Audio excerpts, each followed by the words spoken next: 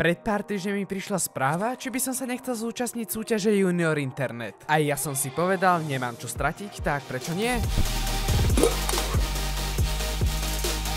Neviem, čo je dobrý nápad dávať cez GoPročku, ale však prečo nie? A nebol to dobrý nápad. Ale ešte predtým, než budeme pokračovať, nezabudnite zaškrtnúť odber a tento malý zvončík, aby ste nezmeškali žiadne ďalšie video. Poďme na to.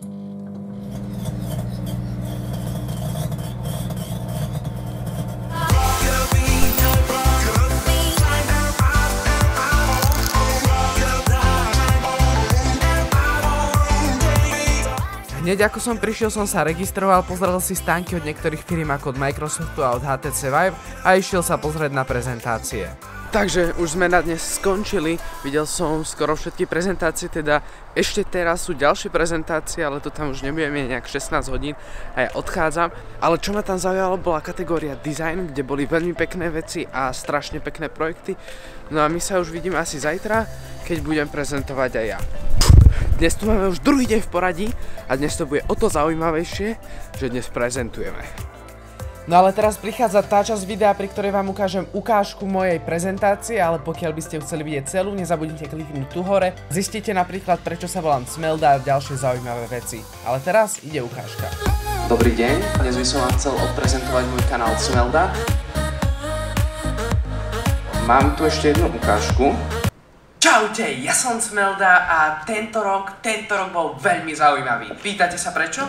Tak, ďakujem za pozornosť a je tu priestor pre otázky. No a po obede sa mi nakoniec podarilo vyhrať druhé miesto. Takže už som doma ako na konci každého vlogu a teraz to zhrniem. Som dostal túto nádhernú tašku, v ktorej sa nachádza takýto pohárik. Dostal som ešte aj takéto slúchatka, ktoré sa mi celkom zídu. No a posledná vec, na ktorú som veľmi zvedavý, je tento... Vyzerá to ako inteligentné hodinky alebo inteligentný náramok od Xiaomi. A to si hneď teraz rozbalíme.